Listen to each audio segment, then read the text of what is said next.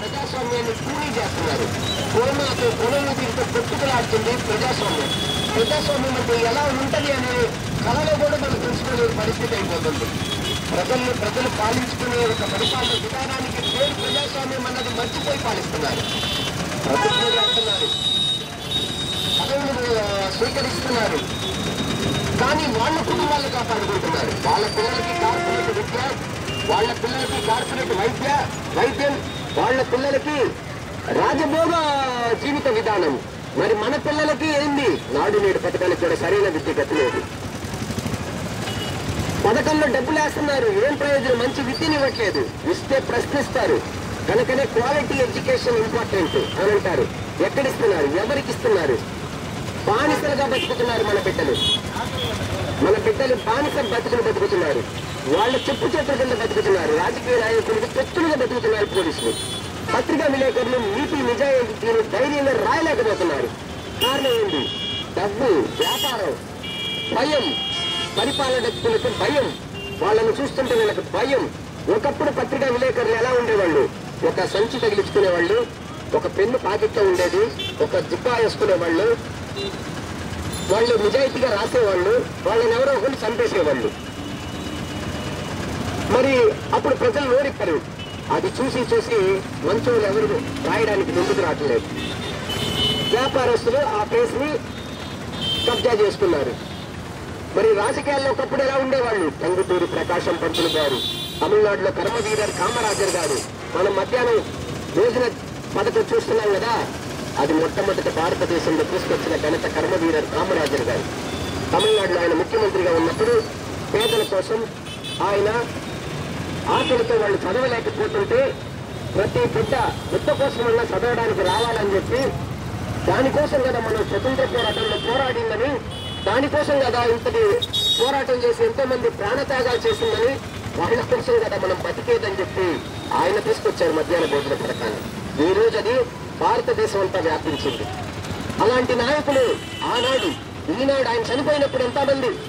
ఆయన తల కింద 130 రూపాయలు ఉంది, 8 డ్రెస్ ఉంది ఆయనకి, అంతకన్నా ఏం లేదు. ఆయన చనిపోయిన తర్వాత ఆయన ఆస్తులు రైడింగ్ పెట్టారన్నమాట.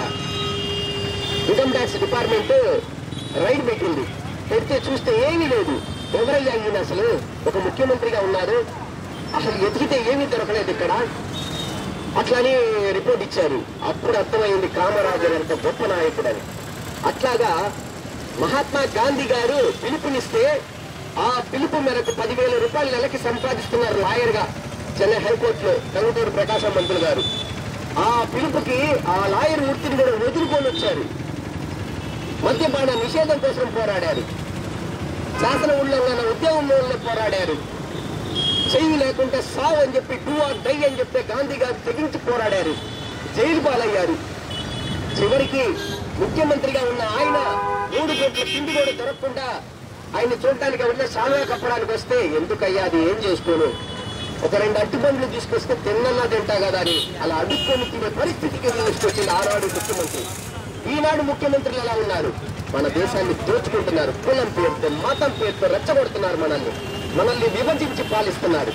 కనుక ప్రతి ఒక్కరు గుర్తించండి. అవినీతి రాజకీయాలకు అంతం పలకాలంటే మీ దగ్గర ఉన్న ఓటనే ఆయుధాన్ని మీరు సరిగ్గా ఉపయోగించండి. అంబేద్కర్ గారు చెప్పిన విధంగా ఓటనే ఆయుధం మీ చేతికిస్తున్నాను, దాన్ని సరిగా ఉపయోగించి రాజుగా బతుకుతారో, దాన్ని అమ్ముకొని బానిసగా బతుకుతారో అది మీ చేతుల్లో ఉందన్నారు.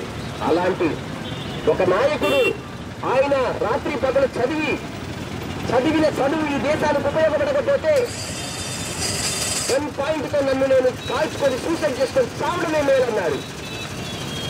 అలాంటి రాజ్యాంగ నేత పితామహుడు అంబేద్కర్ గారి మాటల్ని మనం మర్చిపోయాం. గాంధీ గారి మాటల్ని మర్చిపోయాం. మనం ఎవరి మాటల్ని గుర్తుపెట్టుకుంటున్నాం? ఇక్కడున్న జగన్ గారి మాటల్ని, చంద్రబాబు గారి మాటల్ని. వీళ్ళందరూ దేశాన్ని దోచుకునేవాళ్ళు. వీళ్ళ మాటలుగా మీరు తలంచుతారు. గాంధీ గారు, అంబేద్కర్ గారిని మనం ఫాలో అయితే మనకి నీతి నిజానికి ఉంటుంది. కుల మత భేదాలు అర్థం కాదు. ఎవరి మతం వాళ్ళు పాటించుకుంటాం, ఎవరి కులం వాళ్ళు అంతే. కానీ ఇక్కడ అంటరానితనం అనేది అక్కడ ఉండకూడదన్నారు. ఇక్కడ అంటరానితనం బాగా వ్యాపించింది. ఒక తమిళనాడులో ఒక న్యాయమూర్తి కులం చూసి మతం చూసి తీర్పులు ఇస్తున్నారని ఒక లాయరు సుప్రీంకోర్టుకు ఒక లేఖ రాశారు. ఆ లేఖని ఆ సుప్రీంకోర్టు నుంచి అదే న్యాయమూర్తికి పంపారు. మళ్ళీ ఏ న్యాయమూర్తి మీద కంప్లైంట్ రాశారు ఆ న్యాయమూర్తికే పంపారు. ఆ న్యాయమూర్తి కంటెంప్ట్ ఆఫ్ ది కోర్ట్ అని చెప్పి, నువ్వు నా మీదే కంప్లైంట్ ఇస్తావా అని చెప్పి కంటెంప్ట్ ఆఫ్ ది కోర్ట్ అన్నాడు. ఆయన మీద కేసు అని అంటున్నారు. ఆయన దేనికి భయపడలేదు. ఆ లాయర్ కోసం ఎంతో మంది లాయర్లు ఈ రోజు పోరాడుతున్నారు.